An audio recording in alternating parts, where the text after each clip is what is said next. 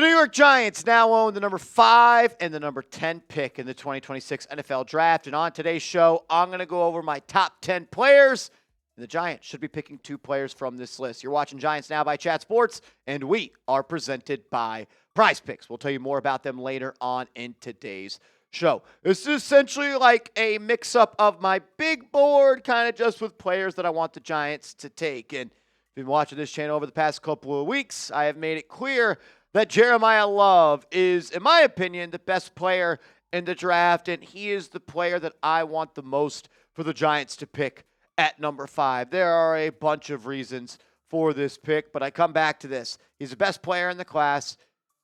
He helps the New York Giants immediately. I think he has maybe the most immediate punch of any player in this class, but the real reason is I want someone that's going to make Jaxson Dart better. I want to invest in Jaxson Dart, and Dart having a tailback behind him that averaged 6.9 yards per carry over the last 28 games that they played, where they tallied 35 touchdowns, I think would help Jaxson Dart. Because if Jaxson Dart is no good in year 2, you have a problem. And I can understand the other side of that coin saying, Marshall, well, if Jaxson Dart's no good, Jeremiyah Love's not going to help him. I want to make sure that Jaxson Dart is set up for the most success possible this year, and I think Jeremiyah Love is a player that could help him with that, and I'm not sure the Giants will ever be in a spot, fingers crossed, in the Jaxson Dart era to select an offensive playmaker like Jeremiyah Love again, and if they are, that would be a doomsday scenario. I have officially made another change to my big board, and I have Caleb Downs, number 2, there. I once had Sonny Styles 1. I once had Sonny Styles 2. Now I have Caleb Downs, number 2, and just like we talked about with Jeremiyah Love, I think he's the best offensive player in the class. I think Caleb Downs is the best player in the class on the defensive side of the ball. Like, if there are any 2 players in this class that I had to put a lot of money on to be successful, it's Downs and it is Jeremiyah Love. And I think there's a world where you can get Downs at number 10 and Jeremiyah Love at number 5. I know people are like, but Marshall, it's a safety and a halfback. Throw out positional value, look at damn good football players, and those 2 are the best in this class, and I'm hoping there's a world where maybe both or one are New York Giants. I still do have Sonny Styles as number 3. I guess the reason that I've had him fall a little bit is, one, there's been a lot of busts at the linebacker spot in the NFL draft recently. It's a hard position to kind of evaluate and see what the translation is going to be and the transition is into the National Football League.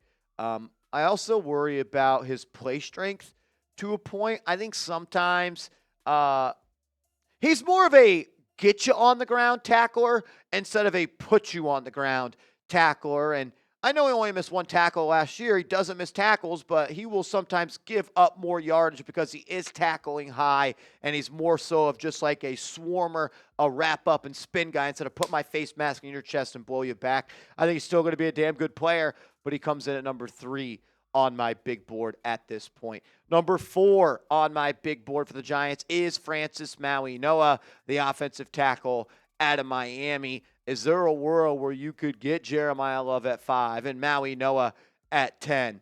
I also love that Mauigoa is someone that would be an investment to Jaxson Dart. You're investing in Jaxson Dart by selecting Mauigoa. I think he is the best offensive lineman in this class, and he's got the versatility to play that tackle position and that inside guard position. I think he could play guard early on in his NFL career, and then maybe when the Giants move on from Jermaine Illuminor, they could bounce him out to right tackle. So my top 4, Jeremiyah Love, Caleb Downs, Sonny Styles, and Francis Mauigoa. We'll get to the rest of the list, this list coming up momentarily. First, though, I got to tell you about our presenting sponsor of today's show, and that is PrizePicks. Playoff basketball is here, and there is no better time to play PrizePicks than right now. Today's episode is brought to you by PrizePicks, America's #1 sports pick. It's super easy. All you do is create a lineup of 2 to 6 players,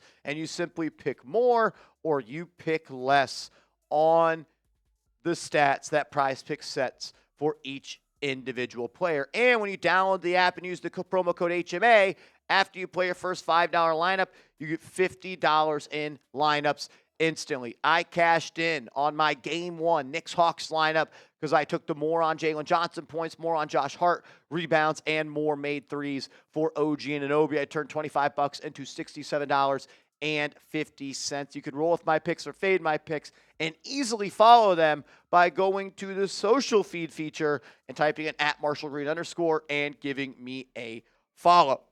Download the app, create an account, use the promo code HMA. It's promo code HMA. Play your first $5 lineup and get $50 instantly.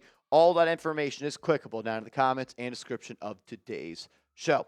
Number 5 on my big board is Mansoor Delane. I'm a big fan of his, the boundary corner from LSU. He only gave up like 7 catches this year. I think he allowed 0 touchdowns, and he did not allow any receiver to have multiple catches in any single game, where it was like he allowed 13 catches this year and only 7 of them were first downs. This dude was absolutely insane in coverage. When covering receivers and he was targeted, only 37% of the passes were caught. And when quarterbacks targeted him, they had a QB rating of 26.7, 13 PBUs, 2 INTs. I think this is the guy that could start day one at outside corner for you, and it would bring much needed talent to the positional room. I got Olaivavega Ioane, the interior offensive lineman out of Penn State, and I thought about maybe putting him at 5. And honestly, Delane and Olaivavega Ioane are neck and neck for me. The only reason I put Delane in front of him is because of the positional value, but I think there is still a world where I would prefer Olaivavega Ioane to be the pick at number 10 over Mansoor Delane, especially if you go and select Jeremiyah Love at number 5. If you take a Love at 5, I love the idea of backdooring that with another player that's an investment to your quarterback, and then it would be an investment to your number 5 pick in Olaivavega Ioane. I think he's the best pass-blocking player in this class, and he also plays with a nastiness in the run game where if he gets his hands on you inside your chest plate, you're done. You're not making a play. He's putting you on the ground. Olaivavega Ioane would be a dream pick for me and the New York Giants at number 10. I got Jordyn Tyson coming in right there. I'm pretty much settled on him being my wide receiver 1 in this class. I think Carnell Tate might be a little bit more of a safer prospect, but the ceiling for Tyson is a lot higher. And if he just stays healthy, which is a big if, I think he's going to be the best receiver in this class. The pop is there. I want to see a little bit more after the catch. You just didn't really see a lot of that on film this year, but I like Jordyn Tyson a lot, and we know that Joe Schoen flew out to his private workout on Friday, and he actually had dinner with Jordyn Tyson on Thursday, and I think he's absolutely in play to be a Giant at number 10. I got Carnell Tate right behind him. I have Tate just behind Tyson. I think Tate is a very safe prospect. I just wonder what his upside is in the National Football League. Not extremely fast, not physical. He is a good route runner, and he consistently finds himself behind the defense. His best skill is his hands, which I don't want to underrate that as a receiver. That's extremely important. His contested catch ability is the best in this class. Tate's a good player, man. I think he did, benefit from playing opposite of Jeremiah Smith last year, but he'll also be playing alongside Malik Neighbors in the National Football League if he is a New York Giant.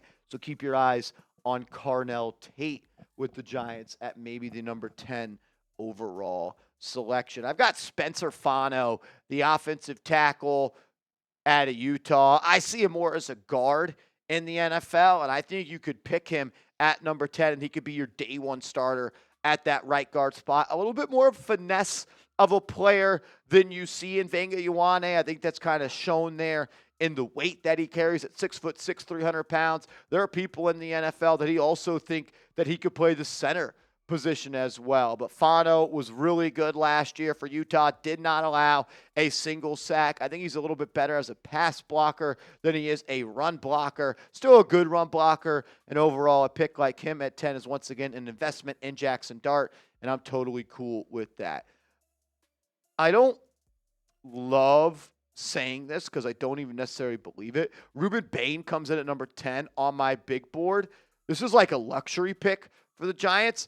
I think Rueben Bain might be like the 3rd best player in this class, but he plays a position right now that the New York Giants actually have like an abundance of riches at, with Brian Burns and Abdul Carter and Kayvon Thibodeau. Now, Kayvon may not be here long term, but is there a world where Rueben Bain could be that 3-4 end, and then on the outside of him, you have Brian Burns or Abdul Carter, and you just turn the superpower of your team into an unstoppable force as well. Like if Rueben Bain is the pick at 10, and then you find a way to trade Kayvon Thibodeau for a third-round pick, then you could be cooking with some gas. I just think that Rueben Bain's talent is too good to pass up. So this is kind of a rough sketch of what my big board looks like. I also love Jermod McCoy. The injury worries are something that I would need a little bit more clarity on. I think the Giants and the NFL will have the information on that. It's just hard for me to kind of give a take on that since I don't have it. Look, I think Arvell Reese would be on this list as well. I don't anticipate him being there at 5. Same with David Bailey. I like Makai Lemon as well. I might like Makai Lemon more than Tate. I go back and forth. But overall, those are like a rough list of 10 that I am looking at. And hopefully the New York Giants take 2 of those 10 players. You have newfound wealth going into the NFL draft, which we are like just a couple of days away from. And the fastest way to put this team on the fast track of a rebuild is by nailing pick 5 and nailing pick 10. And hopefully John Harbaugh can find out who those players are and make them New York Football Giants. Appreciate everybody for clicking on today's show. If you haven't yet, give me a follow on social media. You can find me there at @MarshallGreen_ and smack that thumbs up icon on your way out.